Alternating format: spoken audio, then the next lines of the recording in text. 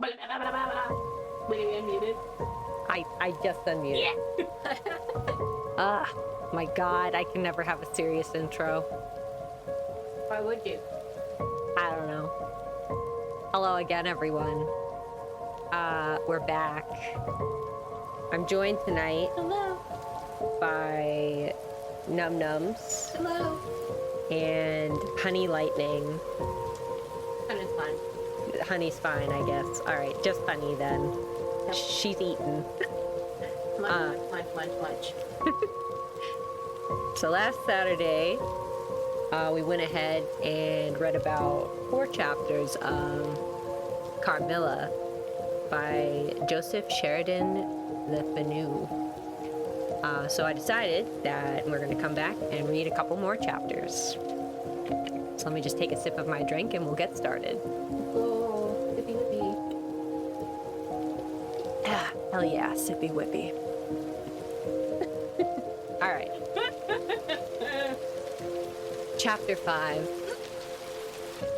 We're talking. No, there's no talking yet. Okay. Bye-bye. Good God. Chapter 5. A Wonderful Likeness. This evening, there arrived from Graz, the grave. Graz? Reference to Graz, the capital of the Styrian state in Austria. What? We learn something new every day. Yeah, we sure did. Oh my goodness. There arrived from Graz the grave, dark-faced son of the picture cleaner, with a horse and cart laden with 2 large packing cases, having many pictures in each. It was a journey of 10 leagues, and whenever a messenger arrived at the Schloss from our little capital of Graz, we used to crowd about him in the hall to hear the news. This arrival created in our secluded quarters quite a sensation. The cases remained in the hall, and the messenger was taken charge of by the servants till he had eaten his supper. Then, with assistance, and armed with hammer, ripping chisel, and turn screw, he met us in the hall, where we had assembled to witness the unpacking of the cases. Carmilla sat looking listlessly on. Listlessly? I think it means like bored or like disinterested. Oh. She's disassociating. Yeah. Like you and the Wendy. Oh my God. Listen. Yeah.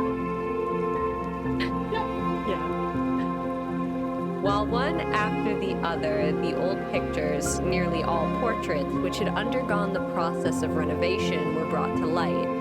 My mother was of an old Hungarian family, and most of these pictures, which were about to be restored to their places, had come to us through her. My father had a list in his hand from which he read, as the artist rummaged out the corresponding numbers.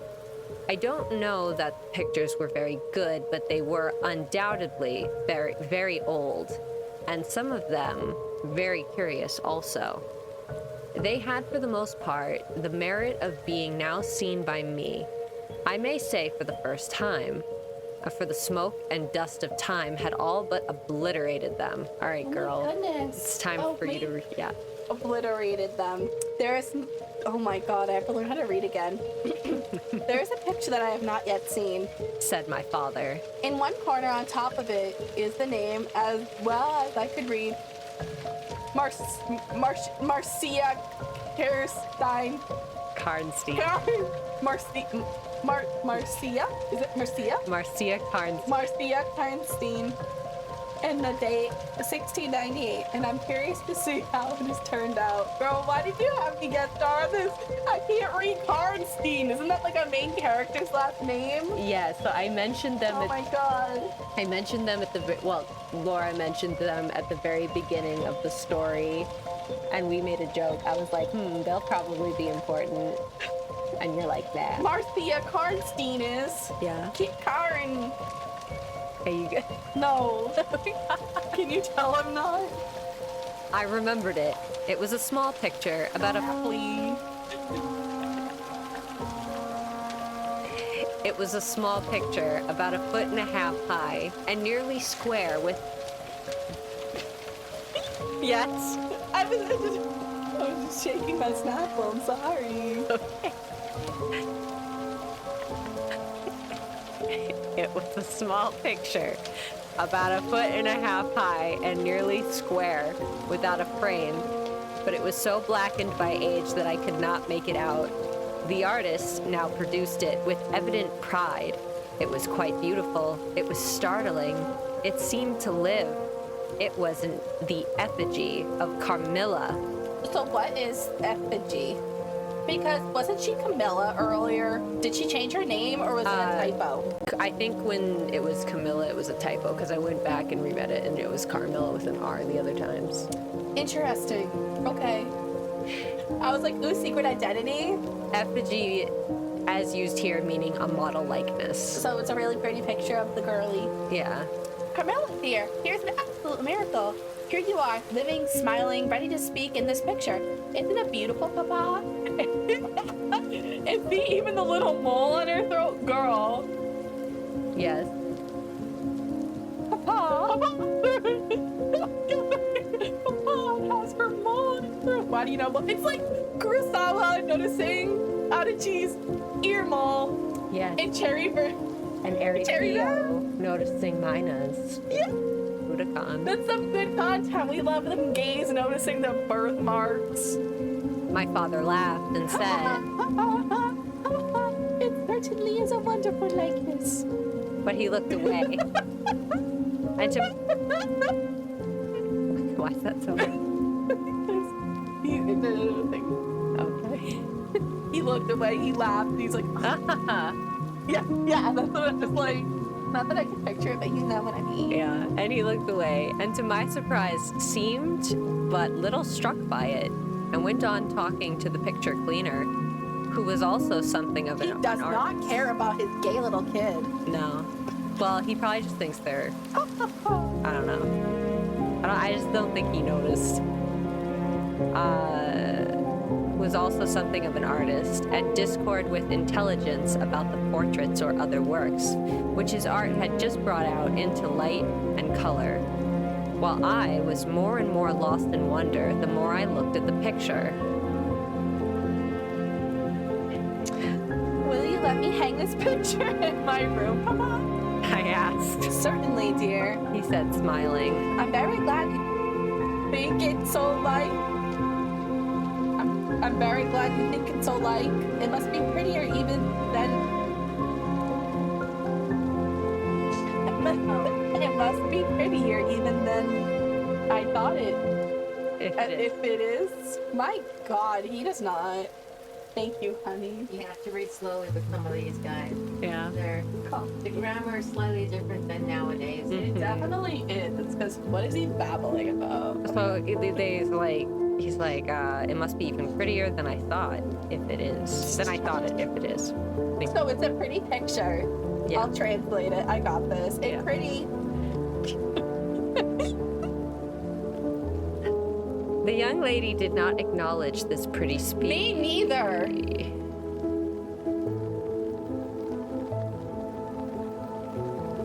Listen, if some guy talked to me like that, I wouldn't pay attention to him either. Yes.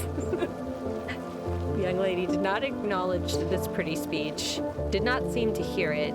She was leaning back in her seat, her fine eyes under their long lashes gazing on me in contemplation, and she smiled in a kind of rapture. And now you can read quite plainly the name that is written in the corner. It's not Marcia. It looks as if it was done in gold. The name was Mercala, Countess Karnstein, and it had the little coronet over it. And underneath AD 1698, I am descended from the Karnsteins, that is, Mama was. Said the lady languidly. So am I. I think a very long descendant, very ancient. Are there any Karnsteins living now? None who bear the name, I believe. The family were ruined. Oh my God. I believe it's civil wars long ago. But the ruins of the castle are only 3 miles away. How interesting. Okay, what languidity? Okay, hang on. Let's see. Line. Languid. Oh, I misspelled that so badly. Displaying or having disinclination for physical exertion or effort. Slow and relaxed. So like, Yeah, unbothered. listless again. Yeah. How interesting. So sarcastic. Could be. How interesting. But see, that beautiful moonlight. Oh, okay, I lost my place. Yes, I see it. She glanced through the hall door, which stood a little open. Suppose you take a little ramble around the court and look down the road and river. It is so like the night you came to us. I said. She sighed, smiling. She rose, and each with her arm about the other's waist, we Oh my walked God. out upon the pavement. Are there people who don't think that like there's something? Nah, they're just, that's how all best friends act. That's how me and Honey walk around the house together. Around the grocery store. Around the grocery store. Usually it's threatening though. Yeah. It's like Very true. In silence, slowly we walked down to the drawbridge where the beautiful landscape opened up before us. And so you were thinking of the night I came here? She almost whispered. Are you glad I came? Delighted, dear Carmilla. I answered. And you asked for the picture you think, like me, to hang in your room. She murmured with a sigh as she drew her arm closer about my waist and let her pretty head sink upon my shoulder. How romantic you are, Carmilla. I said. Wherever you tell me your story, it'll be made up chiefly of one great romance. She kissed me silently. I take it back. God. Maybe I should just read the next one. Yeah, okay, actually, No, you- I'm adding these sound effects. You should be honored. I People am. pay for Foley artists, and here I am kissing you silently. Yeah. Miss Honey, are you hoping? Maybe. You can if you want. I won't say no. We're all doing such great work. I am sure, Carmilla, you have been in love, that there is, at this moment, an affair of the heart is going on. I have been in love with no one, and never shall, She whispered. unless it should be with you. You know what? I was about to say shut up until she finished talking. And I was like, okay, girl, never mind. How beautiful she looked in the moonlight. Girl, this is... Yes. It's normal. All girls talk to each other like this. true. You know, I'll just never be in love unless it's with you. Oh, thank you. Me and friend.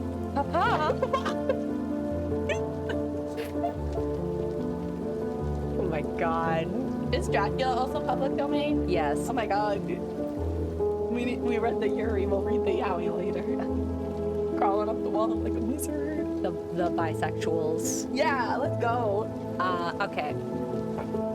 But yes, that's another idea. It's a fun story too. It'd be good for the spooky months. We need a cowboy. I need a cowboy! I can read Quincy. With an accent? Yay. Oh my god. But we'll get there. We'll get there. Everybody gets a cowboy accent. Everyone in the story, yeah! Oh my Cowboy. god. More cowboys! Mr. Hawker, I reckon. Oh my god. Anyway. Shy and strange was the look with which she quickly hid her face in my neck and hair, with tumultuous sighs that seemed almost to sob, and pressed... Girl, okay. Yeah, she's fine. And pressed in mine a hand that trembled. Her soft cheek was glowing against mine. Darling, darling, She murmured. I live in you. You know that song from Lion King too? And you could die for me. I love you so. I started from her. She was gazing. I can't believe you started singing the line. You're so mean to me. I didn't even sing much of it. I could have broke out in song. She was gazing on me with eyes from which all fire, all meaning had flown, and had a face colorless and apathetic. Is there a chill in the air, dear? She said drowsily. I almost shiver. Have I been dreaming? Let us come in. Come in. You look ill, Carmilla. A little faint. You certainly must take some wine. I said. Yes, I will. I'm better now. So now she's drunk, so she's okay. I shall be quite well in a few minutes. Yes, do give me a little wine. Answered Carmilla as we approached the door. Let us look again for a minute. It is the last time perhaps I shall see the moonlight with you. Girl, how do you feel now, dear Carmilla? Are you really better? I asked. I was beginning to take alarm, lest she should have been stricken from the strange epidemic that they said had invaded the country about us. Papa would be so grieved beyond measure. I added. If he thought you were ever so little ill without immediately letting us know, we have a very skillful doctor near this, the physician who was with Papa today. I'm sure he is. I know how kind you all are, but, dear child, I am quite well again. There's nothing wrong with me, but a little weakness. People say I am languid and incapable of exertion. I can scarcely walk as far as a child of 3 years old. This isn't fun. And now, I'm a little strength my health falters. I become as you have seen me, but I am very easily set up again. But after all, I am very easily set up again. In a moment, I am perfectly myself. See how I recovered, girl? So indeed she had. And she and I talked a great deal, and very animated she was, and the remainder of that evening passed without any reoccurrence of what I called her infatuations. I mean her crazy talk and looks. Yeah. Which embarrassed and even frightened me. She really said no.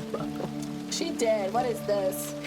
But there occurred that night an event which gave my thoughts quite a new turn and seemed to startle even Carmilla's languid nature into momentary energy. She got hyper from the wine. Yeah, maybe. She got a little turned. Yeah? She got turned and then started singing Lion King 2. Chapter 6. A very strange agony. It's called pining. She doesn't know these feelings. Oh my god, it's just like your girls. They're like, what's wrong with me? Yeah. Gay. One of them in particular. When we got into the drawing room and had sat down to our coffee and chocolate, Chocolate. although Carmilla did not take any, she seemed quite herself again, and Madame and Mademoiselle de La Fontaine joined us and made a little card party, in the course of which Papa came in for what he called his dish of tea. When the game was over, he sat down beside Carmilla on the sofa and asked her, a little anxiously, whether she had heard from her mother since her arrival. She answered, No. He then asked whether she knew where a letter would reach her at present. I was gonna say, wouldn't he, know if, a letter got sent to his place? Because, Maybe he's just double checking. Maybe. Maybe one of the servants brought it in and intercepted I it. guess. I cannot tell. She answered ambiguously. But I've been thinking of leaving you. You have already been too hospitable and too kind to me. I've given you an infinity of trouble, and I should wish to take a carriage tomorrow and post in Isn't it crazy? Yeah. The chocolate, 1872. Hell yeah. pursuit of her. I know where I shall ultimately find her, although I dare not tell you. Oh my god, we had that old chocolate once when we went to that place. The old, tiny town anniversary when we went on vacation. Yes. We had old chocolate. Yep. Well, not actually, but the recipe should kind of. And then we also got the cacao shells. I never tried that. I only had the Honey and Point? I tried it. They were good. We had I'm gonna eat them raw. Uh, But But you must not dream of any such thing. exclaimed my father to my great relief. We cannot afford to lose you. So, I won't consent to you leaving us, except under the care of your mother, who was so good to consent to your remaining with us till she should herself return. I should be quite happy if I knew that you heard from her. But this evening, the account of the of a mysterious disease that has invaded our neighborhood grows even more alarming. And my beautiful guest, I do feel responsible, unaided by advice from your mother very much. I shall do my best, and one thing is certain. Is certain that you must not think of leaving us without her distinct direction to that effect. We should suffer too much in parting from you to consent to it so easily. Thank you, sir, 1,000 times for your hospitality. Hospitality. Come here. Are you gonna kiss me quietly? That probably picked up on the microphone. Quieter than that. Silently kisses.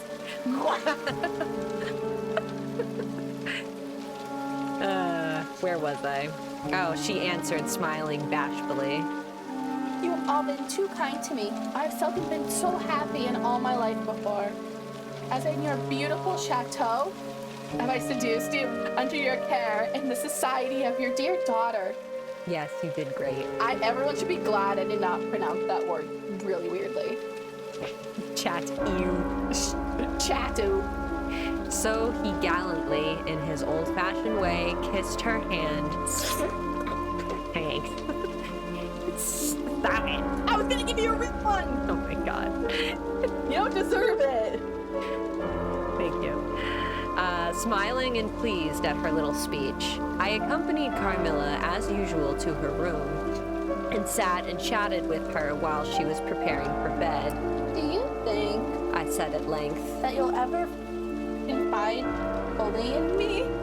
She turned round smiling, but made no answer, only continued to smile on me. You won't answer that? I said, You can't answer pleasantly. Perhaps I ought to have not asked you. You were quite right to ask me that, or anything. You do not know how dear you are to me, or you could not think any confidence too great to look for. But I am under vows, no none half so awfully, and I dare not tell my story yet, even to you. This time is very near when you shall know everything. You don't be cruel. Very selfish, but love is always selfish. And the more ardent, the more selfish.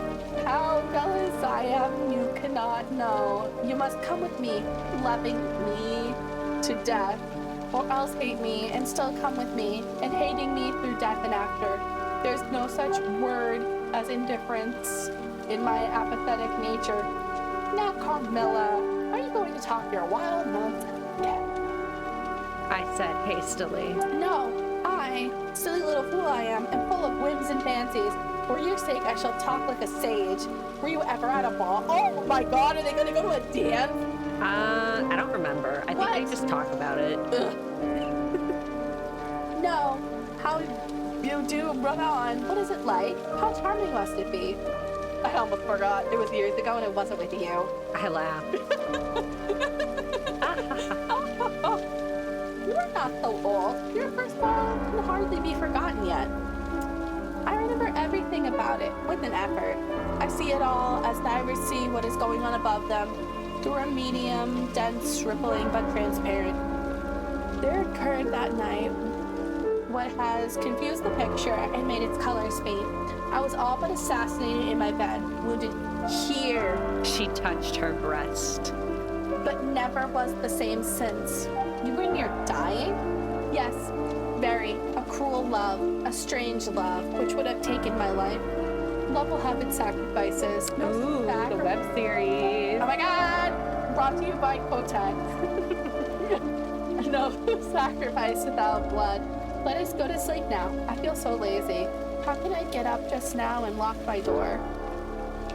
She was lying with her tiny hands buried in her rich, wavy hair under her cheek, her little head upon the pillow, and her glittering eyes following me wherever I moved, Gay little girl. with a kind of shy smile that I could not decipher. I bid her good night and crept from the room with an uncomfortable sensation. Gay. I often wondered whether our pretty guest ever said her prayers. I certainly had never seen her upon her knees. Not yet, anyway. Oh my god. Wink, wink. Oh my god. It's terrible.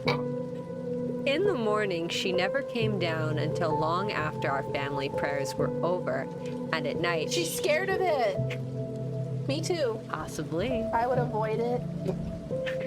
And at night, she never left the drawing room to attend our brief evening prayers in the hall. If it had not been like it had been, casually come out in one of our careless talks that she had been baptized, I should have doubted her being Christian. Religion was a subject on which I had never heard her speak a word. If I had known the world better, this particular neglect or antipathy would not have so much surprised me. That was difficult. Everything's difficult. Ah. Oh, I have a little break from reading. Aren't you lucky? I love having you read with me. The precautions of nervous people are infectious, and persons of a like temperament are pretty sure, after a time, to imitate them. I had adopted Carmilla's habit of locking her bedroom door, having taken into my head all her whimsical alarms about midnight invaders and prowling assassins. I had also adopted her precaution of making a brief search through her room to satisfy herself that no lurking assassin or robber was ensconced. These wise measures taken, I got into my bed and fell asleep. A light was burning in my room. This was an old habit of very early date, and which nothing could have tempted me to dispense with. Thus fortified, I might take my rest in peace, but dream...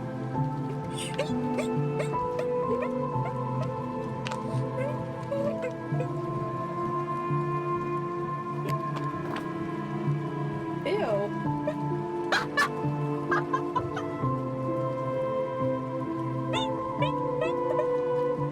OP would have loved nightlights, I agree. Nums just loudly opened a crackling bag and then to like this dried mango candy. She smelled it and then said, ew, since you guys can't see it. Can I go back to reading now? Yeah, do you want to try one? No. The texture's really good. I'm literally trying to read. And you might like this next part that's coming up.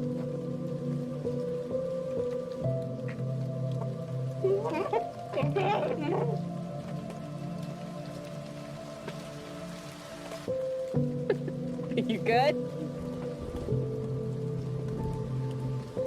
Thank God. All right. God, I can't even remember where the hell I was. I know you're right. I'm gone. Okay. Thus fortified, I might take my rest in peace, but dreams come through stone walls, light up dark rooms, or darken light ones, and their persons make their exits and their entrances as they please, and laugh at locksmiths. This is so funny reading this because, like, the opening theme uses lyrics from, like, these passages. Oh my god. It's great. I haven't seen the web series We'll have to, 500 years. We'll have to rewatch the web series, and then you'll be like, oh, I understand everything now. What? I understand it even more. I had a dream that night that was the beginning of a very strange agony.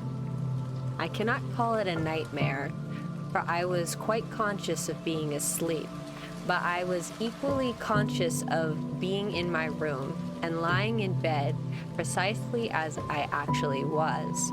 I saw, or fancied I saw, the room and its furniture just as I had seen it last, except that it was very dark and I saw something moving around the foot of the bed, which at first I could not accurately distinguish.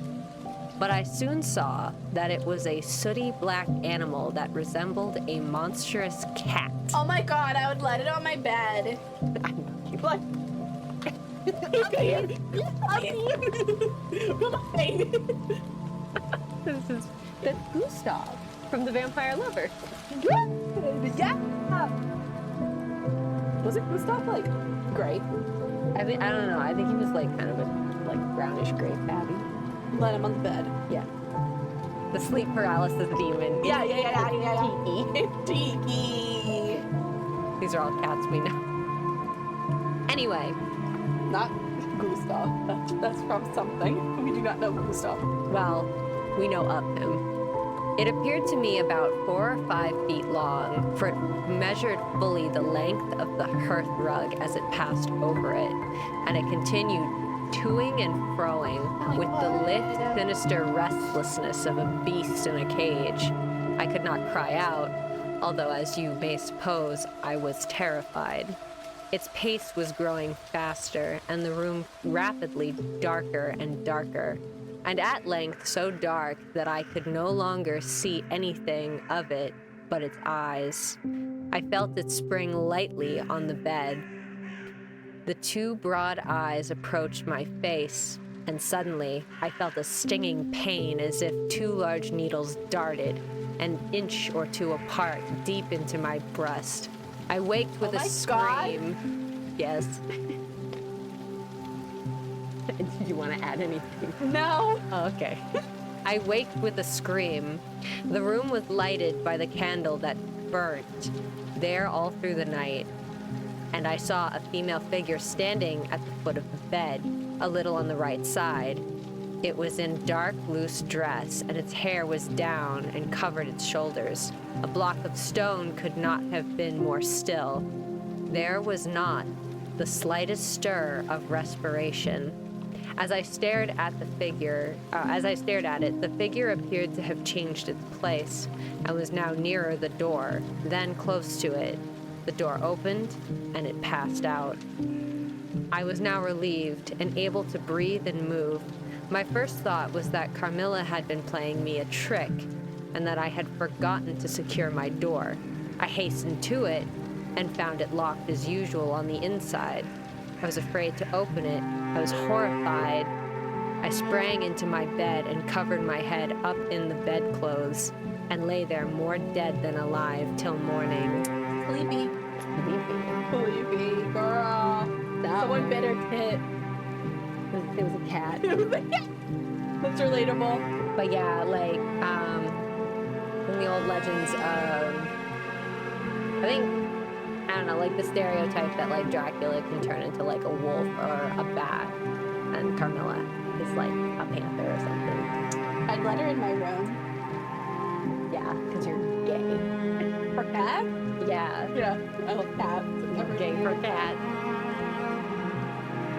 All right, next chapter. Wow, we're really cruising through this. Wow. This is only, wow, we've only been going 34 minutes, and we're really going through it. Oh, what page are we on? 47? Okay. Well, like, who knows what page we're on? True. We might, I don't know, I don't know. We'll see how long this takes us. Chapter 7, Descending. It would be vain my attempting to tell you the horror with which, even now, I recall the occurrence of that night. It was no such transitory terror as a dream leaves behind it. It seemed to deepen by time and communicated itself to the room and the very furniture that had encompassed the apparition.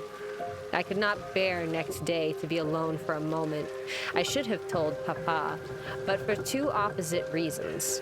At one time, I thought he would laugh at my story, and I could not bear its being treated as a jest. And at another, I thought he might fancy that I had been attacked by the mysterious complaint which had invaded our neighborhood. I had myself no misgivings of the kind, and as he had been rather an invalid for some time, I was afraid of alarming him. I was comfortable enough with my good-natured companions Madame Perrodon, and the vivacious Mademoiselle de La Fontaine. They both perceived that I was so out of spirits and nervous, and at length I told them what lay so heavy at my heart. Mademoiselle laughed, but I fancied that Madame Perrodon looked anxious. By the by, Said Mademoiselle, laughing. the long lime tree walk behind Camilla's bedroom window, is haunted. Girl, why you bring that up? It's haunted. Nonsense.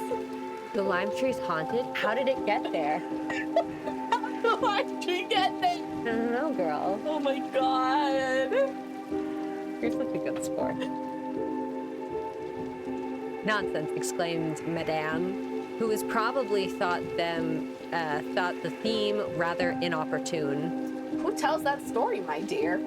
Martin says that he came up twice when the old yard gate was being repaired before sunrise, and twice saw the same female figure walking down the lime tree avenue. So he might, as long as there are cows. What? So he might, as long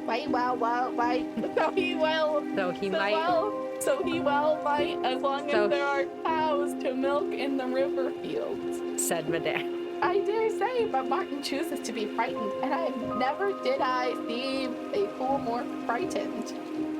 You must not say a word about it to Carmilla, because she can see down the walk from her window. Room window. I interposed. And if she is, if possible, a greater coward than I. Carmilla came down rather later than usual that day. I was so frightened last night. She said, so soon as we were together. And I am sure I could have seen something dreadful if it had not been for that charm I bought from that poor little hunchback, whom I called such hard names. I had a dream of something black coming around my bed, and I woke in a perfect horror, and I really thought for some seconds a dark figure near the chimney piece. But I fell under my pillow for my charm, and the moment my fingers touched it, the figure disappeared. I felt quite certain, only that I had it by me, that something frightful would have made its appearance, and perhaps throttled me, if not for those poor people we heard of. Well, listen to me.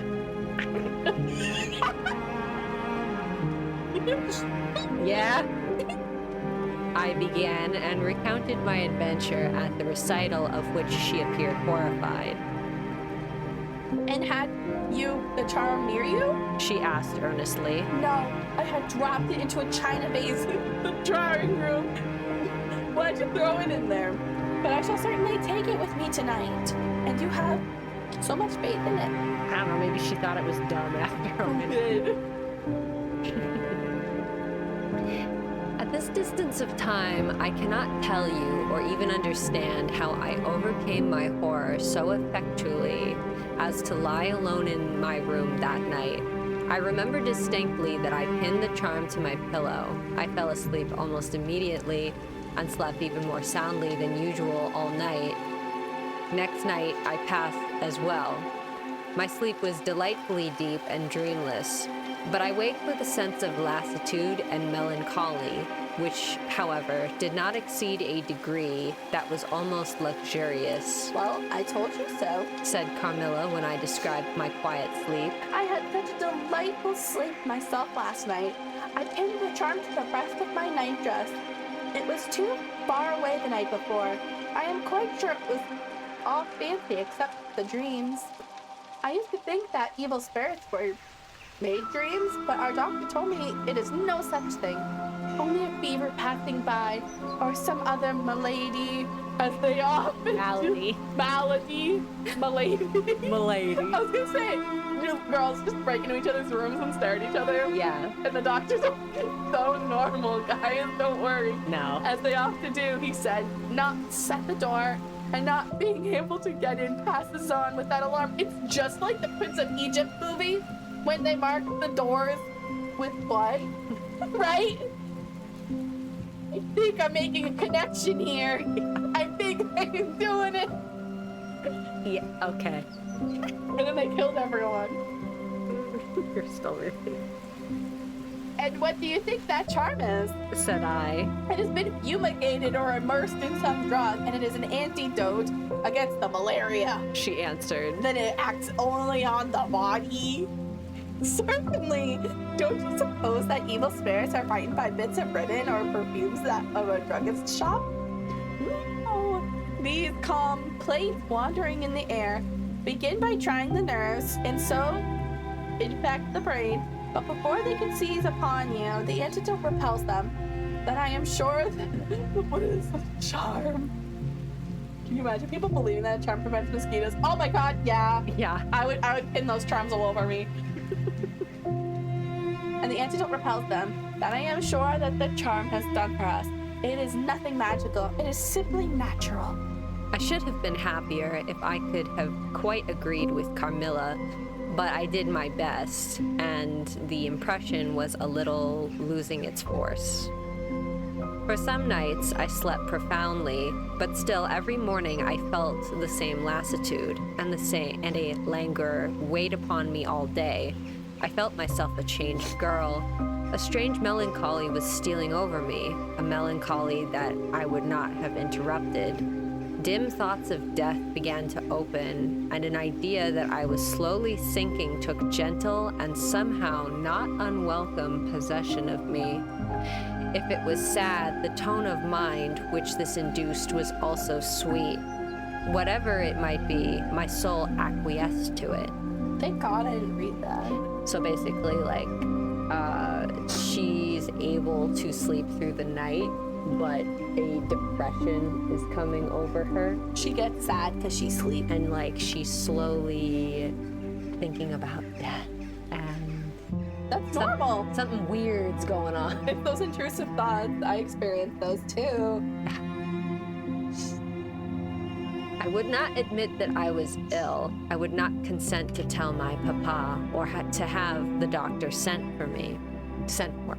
So, Yes. Wait, does the audience know what kind of story this is?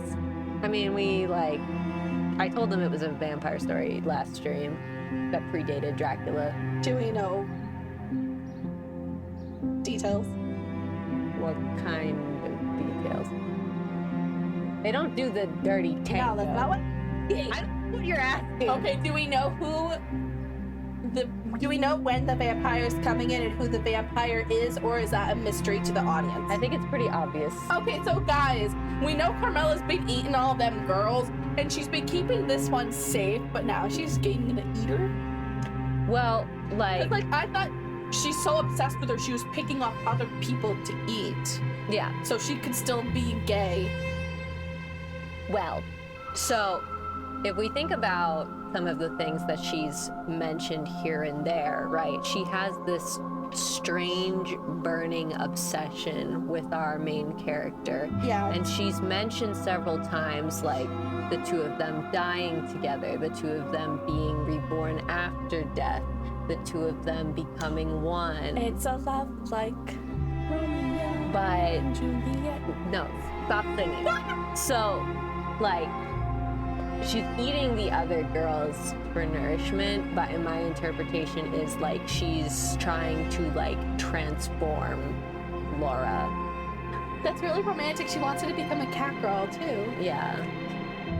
So, like, rather than just using her for food, she's trying to, like, make her the same as her. So she's not trying to eat her. She's literally trying to infect her. I think it, like, involves it. There's, like, a bunch. It's so romantic. When you get into the legends about how people turn into vampires, there is a lot of different ways. Some people mention, possibly, like, having it spread like a disease. Some people die and come back after death. Some people, rather than the vampire feeding on your blood, if they feed you their blood, that transforms you. So it's kind of... She's trying all these tests. She's Yeah. like, how can I Johnny test this girl into a vampire? My God. Carmilla became more devoted to me than ever, and her strange paroxysms of languid adoration more frequent. She used to gloat on me with increasing ardor the more my strength and spirits waned. This always shocked me like a momentary glare of insanity. With knowing it, I was now in a pretty advanced stage of the strangest illness under which mortal ever suffered. There was an unaccountable fascination in its earlier symptoms that more than reconciled me to the incapacitating effect of the stage of the malady. This fascination increased for a time until it reached a certain point, when gradually a sense of the horrible mingled itself with it, deepening, as you shall hear, until it discolored and perverted the whole state of my life. The first change I experienced was rather agreeable. It was very near the turning point from which began the descent of Avernus. One sec. The entrance to the underworld in Greek mythology. Oh my god, where's Honey when we need her? So Laura's like, I'm literally dying. Me too, girl. Me when I'm dying for real. I'm dying, girl. The first change. My tum-tum. My stomach. God. My stomach. The first change I experienced was rather agreeable. It was very near the turning point from which. Oh wait, I already read that. So distracting. I'm so. You keep inviting me here. You keep inviting me over. It's okay, I love you. Certain vague and strange sensations visited me in my sleep. The prevailing one was of that pleasant, peculiar, cold thrill which we feel in bathing when we move against the current of a river. This was soon accompanied by dreams that seemed interminable and were so vague that I could never recollect the scenery and persons or any one connected portion of their actions, but they left an awful impression and a sense of exhaustion, as if I had passed through a long period of great mental exertion and danger. Me when I go to work. Oh my God. After all these dreams, there remained on waking a remembrance of having been in a place very nearly dark, and of having spoken to people whom I could not see, and especially of one clear voice of a female's, very deep, that spoke as if it at a distance, slowly, and producing always the same sensation of indescribable solemnity and fear.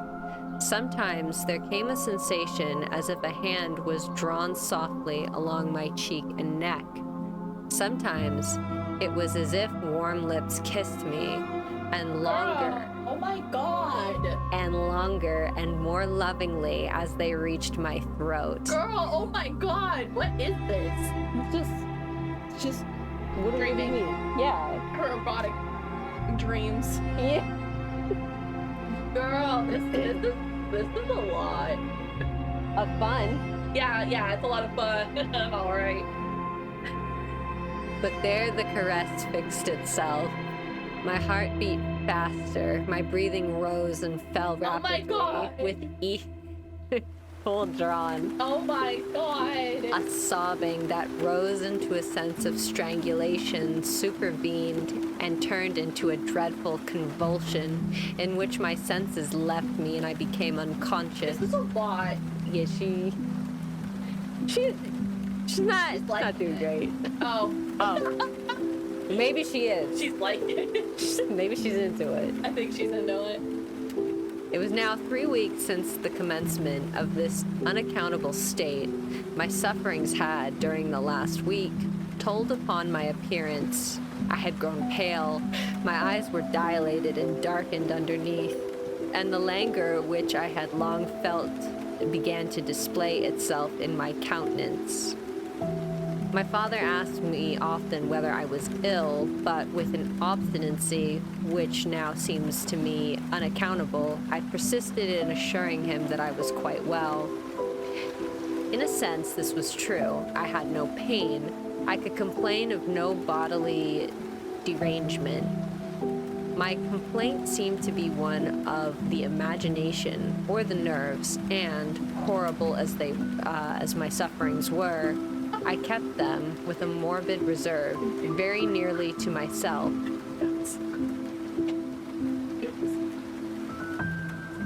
You're doing great. Thank you. You're doing so good, honey.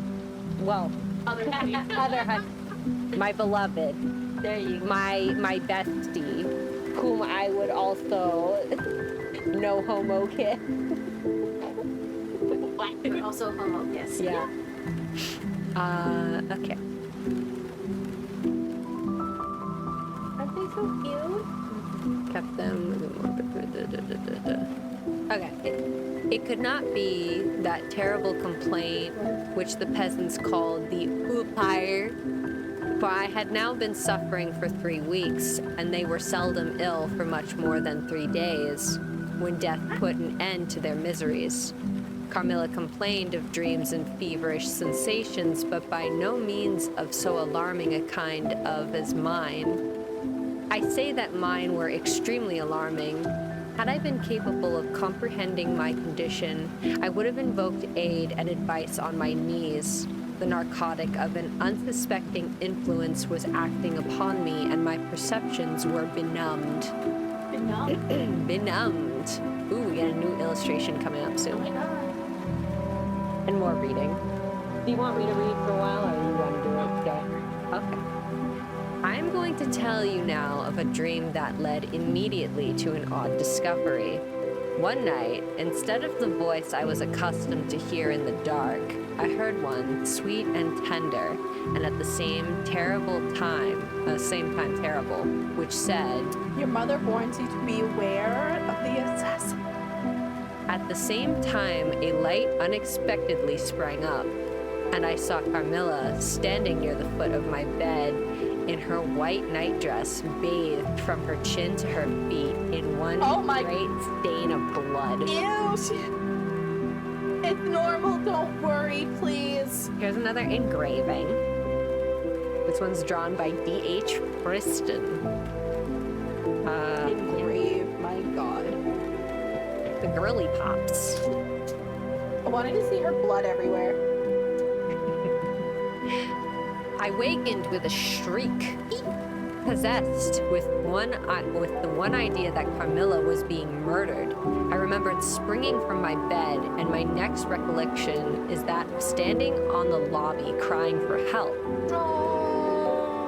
Madame and Mademoiselle came scurrying out of their rooms in alarm. A lamp burned always on the lobby, and seeing me, they soon learned the cause of my terror. I insisted on our knocking at Carmilla's door. Our knocking was unanswered. It soon became a pounding and an uproar. We shrieked her name, but all was vain. We grew frightened, for the door was locked. We hurried back in panic to my room. There we rang the bell long and furiously. If my father's room had been at that side of the house, we would have called him up at once to our aid. But alas, he was quite out of hearing, and to reach him involved an excursion of which none of us had courage. Servants, however, soon came running up the stairs. I had got on my dressing gown and slippers meanwhile, and my companions were already similarly furnished. Recognizing the voices of the servants on the lobby, we sallied out together, and having renewed as fruitlessly our summons at Carmilla's door, I ordered the men to force the lock. They did so, and we stood holding our lights aloft in the doorway, and so stared in the room. We called her name, but there was still no reply. We looked round the room. Everything was undisturbed. It was exactly in the state in which I had left it on bidding her good night. Oh my god. But Carmilla was gone. No. Carmen. Oh my god, Carmen. Carmen. All right, we are about an hour in, Ooh. and this is chapter 8 Out of 16. 16. So we could probably do this one and then finish up if we wanted to. Yeah. chance. Oh my goodness, it's almost 8 already. Sorry. Chapter 8, Search. At sight of the room, perfectly undisturbed. It's her Pookie. Yeah. Here's my little friend. Well, she had a dream that she was violently murdered, and then she's not in her room, so it's like... Yeah, we. Perfectly undisturbed except for our violent entrance, we began to cool a little, and soon recovered our senses sufficiently to dismiss the men. It had struck Mademoiselle that possibly Carmilla had been wakened by the uproar at her door, and in her first panic had jumped from her bed and hid herself in a press or behind a curtain from which she could not, of course, emerge until the majordomo and his myrmidons had withdrawn. What the hell is that? Yeah. Oh, in translations of Homer, Iliad, or reference to the Homeric story, a member of a warlike people inhabiting ancient Thessaly, whom Achilles led to the siege of Troy. Okay. So, Roman soldiers. Yeah. Yeah. Gotcha. Thank God these notes are here. They're all Greek though. Greek soldiers. My bad. Okay. We had now recommenced our search and began to call her by name again. It was all to no purpose. Our perplexity and agitation increased. We examined the windows, but they were secured. I implored of Carmilla, if she had concealed herself, to play this cruel trick no longer, to come out and to end our anxieties. It was all useless. I was by this time convinced that she was not in the room, nor in the dressing room, the door of which was still locked on the side. She could not have passed it. I was utterly puzzled. Had Carmilla discovered one of these secret passages, which the old housekeeper said were known to exist in the Schloss, although the tradition of their exact situation had been lost? A little time would, no doubt, explain all, utterly perplexed as, for the present, we were.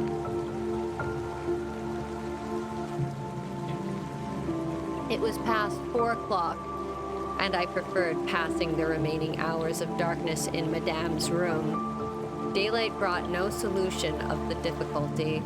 The whole household, with my father at its head, was in a state of agitation next morning. Every part of the chateau was searched. The grounds were explored. Not a trace of the missing lady could be discovered. The stream was about to be dragged. My father was in distraction. What a tale to have to tell the poor girl's mother on her return. I, too, was almost beside myself, though my grief was quite of a different kind. The morning was passed in alarm and excitement. It was now 1 o'clock, and still no tidings. I ran up to Carmilla's room and found her standing at her dressing table. I was astounded. I could not believe my eyes. She beckoned me to her with her pretty finger in silence. Her face expressed extreme fear. I ran to her in ecstasy of joy. I kissed and embraced her again and again. I ran to the bell and rang it vehemently to bring others to the spot, who might at once relieve my father's anxiety. Dear Carmilla, what has become of you all this time? We have been in agonies of anxiety about you. I exclaimed. Where have you been? How did you come back? Last night has been a night of wonders, She said. For mercy's sake, explain all you can. It was past 2 last night, She said. when I went to sleep as usual in my bed with my doors locked, that of the dressing room and that opening upon that gallery. My sleep was uninterrupted and, as far as I know, dreamless. But I woke just now on the sofa in the dressing room there. I found the door between the rooms open and the other door forced. How could all this have happened without me being being wakened? It must have been accompanied with a great deal of noise, and I am particularly easily wakened. How could I have been carried out of my bed without my sleep having been interrupted, I whom the slightest stir startles. Girl, shut up. Yeah, she's full of shit. Oh my god, the craziest thing, girl. Oh my god, girl, guess what happened? I was asleep the whole time and they just carried me out of my room. Yeah. Crazy. But by this time, Mademoiselle, and my father, and a number of servants were in the room. Carmilla was, of course, overwhelmed with inquiries, congratulations, and welcomes. She had but one story to tell, and seemed the least able of all the party to suggest any way of accounting for what happened. My father took a turn up and down the room, thinking. I saw Carmilla's eye follow him for a moment with a sly, dark glance. When my father had sent the servants away, Mademoiselle, having gone in search of a little bottle of valerian and sal volatile, and there being no one now in the room with Carmilla except my father, Madame, and myself, he came to her thoughtfully, took her hand very kindly, led her to the sofa, and sat down beside her. Will you forgive me, my dear, if I risk a conjecture and ask a question? Who can have a better right? She said. Ask what you please, and I will tell you everything, but my story is simply one of bewilderment and darkness. I know absolutely nothing. But any question you please, but you know, of course, the limitations Mama has placed on me under? Perfectly, my dear child. I need not approach the topics on which she desires our silence. Now the marvel of last night consists in your having been removed from your bed and your room without being wakened, and the removal having occurred apparently while the windows were still secured, and the two doors locked upon inside. I will tell you my theory, and first ask you a question. Just as a note from earlier, valerian is an herb and sal volatile, a solution used to awaken people from fainting spells like smelling salts. Anyway, Carmilla was leaning on her hand dejectedly. Madame and I were listening breathlessly. Now, my question is this. Have you been suspected of walking in your sleep? Never, since I was very young indeed. Oh my god. But you did walk in your sleep when you were young? Yes, I know I did. I've been told so often by my old nurse. My father smiled and nodded. Well, what happened is this. You got up in your sleep, unlocked the door, not leaving the key as usual in the lock, but taking it out and locking it on the outside. You again took the key out and carried it away with you to one of the 5 and 20 rooms on this floor. What boy, and perhaps upstairs or downstairs, there are so many rooms and closets, and so much heavy furniture, and such accumulations of lumber, that it should require a week to search this old house thoroughly. Do you see now what that What I mean? I do, but not all. She answered. And how, Papa, do you account for her finding herself on the sofa in the dressing room, which we had searched so carefully? She came there after you had searched it. So this girl's been asleep for like days. Yeah. Sometimes she just comas out. Oh my god. And at last awoke spontaneously and was much surprised to find herself where she was as anyone else. I wish all the mysteries were as easily and as innocently explained as yours, Carmilla. He said, laughing. And so we may congratulate ourselves on the certainty that the most natural explanation of the occurrences is one that involves no drugging, no tampering with locks, no burglars, or poisoners, or witches. Nothing that need alarm Carmilla or anyone else for our safety. Carmilla was looking charmingly. Nothing could be more beautiful than her tin. Not tin. No, but she means the other thing too. Yeah, which is shadings of skin tone coloring. Her color. She really just said, Her beauty was, I think, oh my god. So they're talking about her sleepwalking and getting kidnapped. She's like, that girl's so pretty. she's so fine. That's so pretty. It's like, oh, these characters. Okay. Her Yeah. beauty was, I think, enhanced by that graceful languor that was so peculiar to her. Gay crushing so hard. Literally, like this girl. She's obsessed. I think my father was silently contrasting her looks with mine, for he said, I wish my poor Laura was looking more like herself. and he sighed. So our alarms were happily ended, and Carmilla restored to her friends. Oh my god. We did it, guys. Did it. It's about an hour. Got through quite a few chapters. So, yeah, Carmilla seems really honest and Honest to a girl. forthcoming. And there's definitely nothing weird going on. No, she was sleepwalking. Yeah, she And like Laura had a nightmare. Laura's just got like the flu or something. She just got COVID. Yeah, she got COVID. So yeah, everything's totally fine. Huzzah. Cheerio.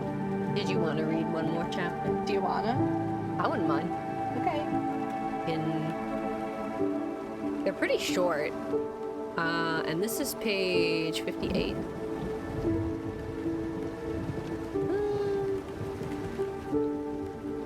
Yeah, you know, let's do one more. Was this 9? Yeah. Okay, thank God you can read real numerous. Chapter 9, The Doctor. Who? Yeah. Yeah. As Carmilla would not hear of an attendant sleeping in her room, my father arranged that a servant should sleep outside her door so that she could not attempt to make another such excursion without being arrested at her own door. That night passed quietly, and next morning early, the doctor, whom my father had sent for without telling me a word about it, arrived to see me. Madame accompanied me to the library, and there the grave little doctor, with white hair and spectacles, whom I mentioned before, was waiting to receive me. I told him my story, and as I proceeded, he grew graver and graver. We were standing, he and I, in the recess of one of the windows, facing one another, and when my statement was over, he leaned with his shoulders against the wall, with his eyes fixed on me earnestly, with an interest in which was a dash of horror.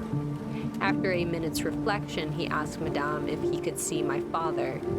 He was sent for accordingly, and as he entered smiling, he said, I dare say, Doctor, you are going to tell me that I am an old fool for having brought you here, I hope.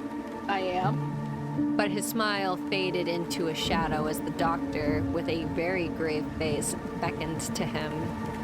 He and the doctor talked for some time in the same recess where I had just conferred with the physician. It seemed an earnest and argumentative conversation. The room is very large, and I and Madame stood together, burning with curiosity, at the furthered end.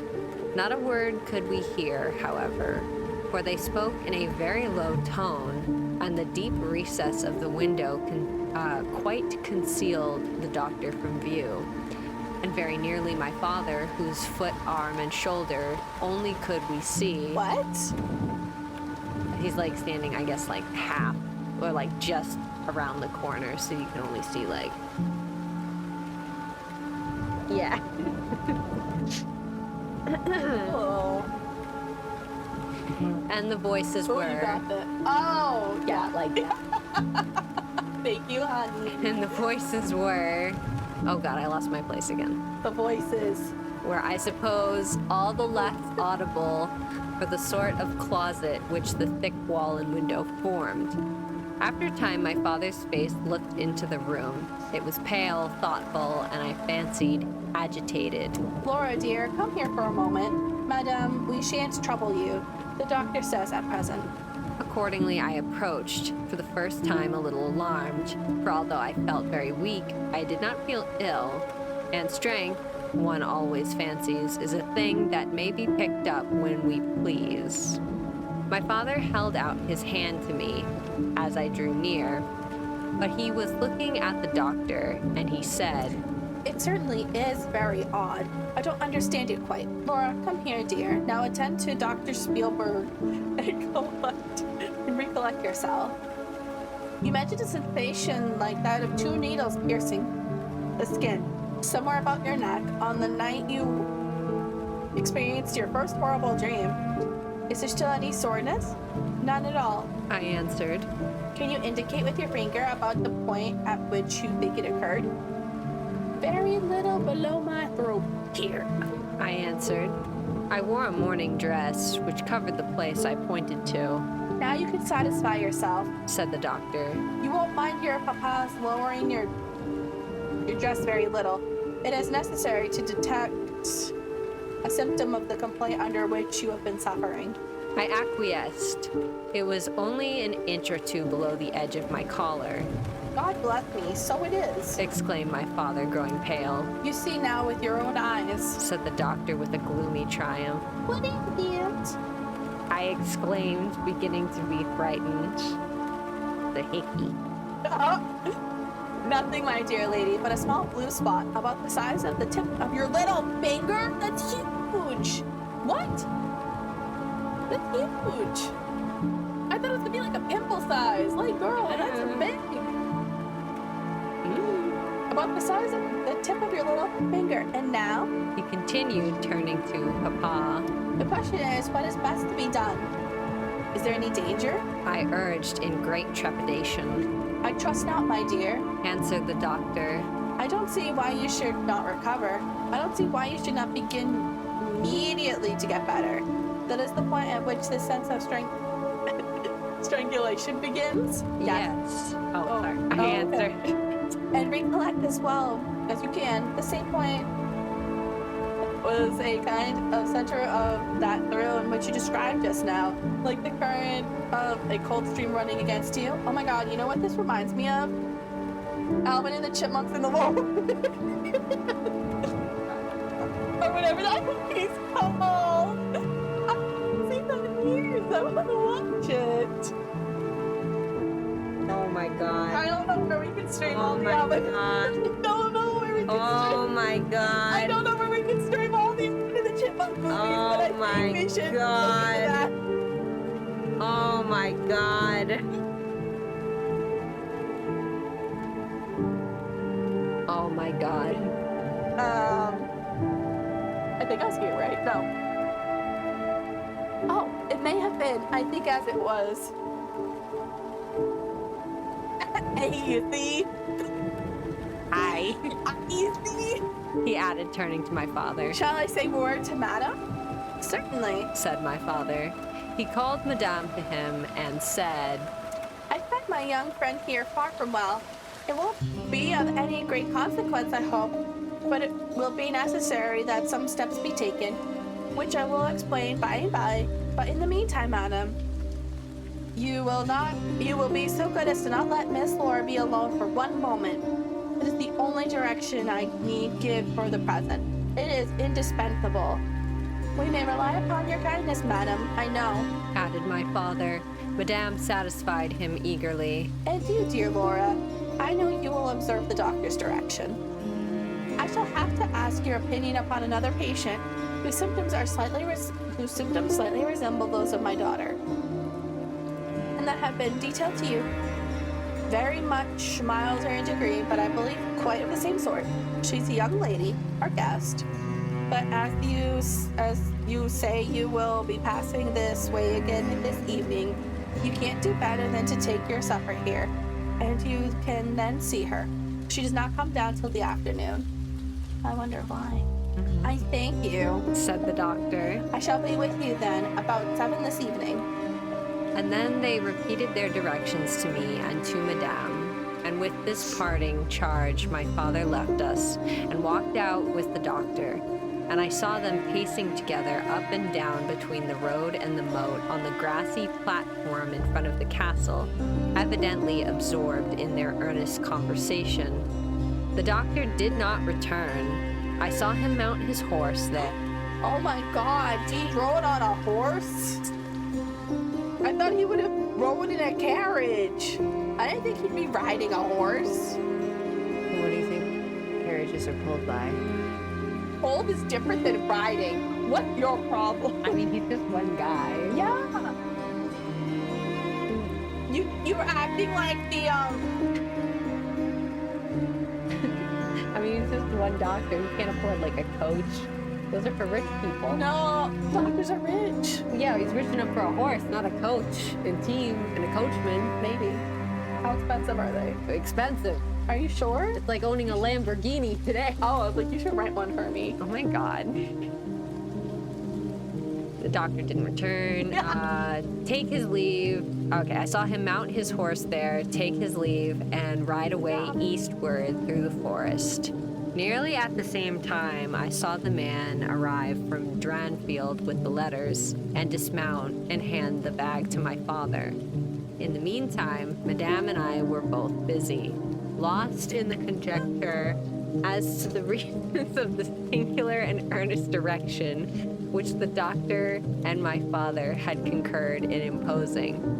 Madame, as she afterwards told me, was afraid the doctor apprehended a sudden seizure and that, without prompt assistance, I might either lose my life in a fit or at least be seriously hurt.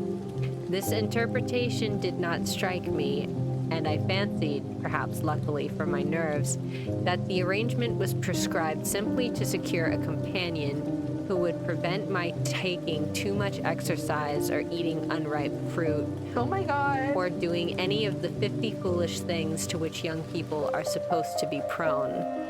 So, doctor came to see her. Doctor and Dad seem very concerned about something. Dad says, hey, come back and take a look at our guest later. Doctor never returns. She ate him. Probably. Laura assassinated him. You can't look at Laura Girlfriend. assassinated him? Yeah, Yeah, okay. the horse is fine. I don't know, maybe. About half an hour after my father came in, he had a letter in his hand and said, This letter has been delayed. It is from General Spielthorpe. He might have been here yesterday, and he may not come till tomorrow. Or he may be here to. Oh my God! Or he may be here today. He put the open letter into my hand, but he did not look pleased, as he used when a guest, especially one so much loved as the general, was coming.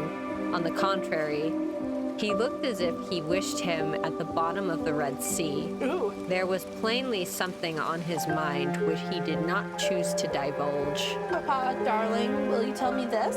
said I, suddenly laying my hand on his arm and looking, I am sure, imploringly at his face. Perhaps. He answered, smoothing my hair caressingly over my eyes. Over your eye? Like, Yes, like what you've been doing for the past 4 I have been stimming on your hair. I haven't been putting it in your eye. I've been spinning it. Does the doctor think me very ill? No, dear. He thinks if the right steps are taken, you'll be quite well. Oh, God, I can't touch you. Well, again, at least on the high road to complete recovery in a day or two. He answered a little dryly. I wish our good friend, the general, had chosen any other time, that is. I wish you had been perfectly well to receive him. But do tell me, Papa, I insisted. what does he think is the matter with me? Nothing. You must not plague me with questions. He answered with more irritation than I ever remembered him to have displayed before. And seeing that I looked wounded, I suppose, he kissed me and added, You shall know all about it in a day or two, that is. All that I know. In the meantime, you are not to trouble your head about it. He turned and left the room, but came back before I had done wondering and puzzling over the oddity of all this.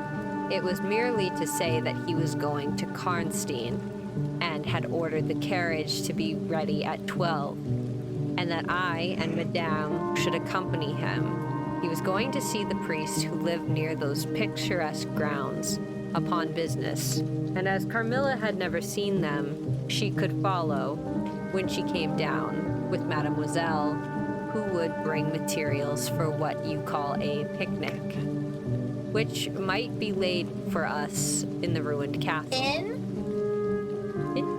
Okay. I want to See, they live in a castle, that's why they have a carriage.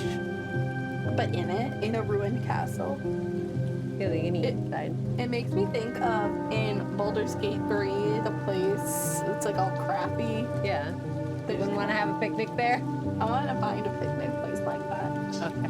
Where we live, we do not have old, broken, ruined castles. At 12 o'clock accordingly, I was ready, and not long after my father, Madame, and I set out upon our projected drive. Passing the drawbridge, we turned to the right and followed the road over the steep Gothic bridge, westward, to reach the deserted village and the ruined castle of Karnstein. No Sylvan Drive can be fancied prettier. The ground breaks into gentle hills and hollows, all clothed with beautiful wood, totally destitute of the comparative formality which artificial planting and early culture and pruning impart. The irregularities of the ground often led the road out of its course and cause it to wind beautifully round the sides of broken hollows and the steeper sides of the hills among varieties of a ground almost inexhaustible. Turning one of these points, we suddenly encountered our old friend, the old general, riding towards us, attended by a mounted servant. His portmanteaus were following in a hired wagon, such as we termed a cart. The general dismounted as we pulled up and, after the usual greeting, was easily persuaded to accept the vacant seat in the carriage and sent his horse on with his servant to the Schloss.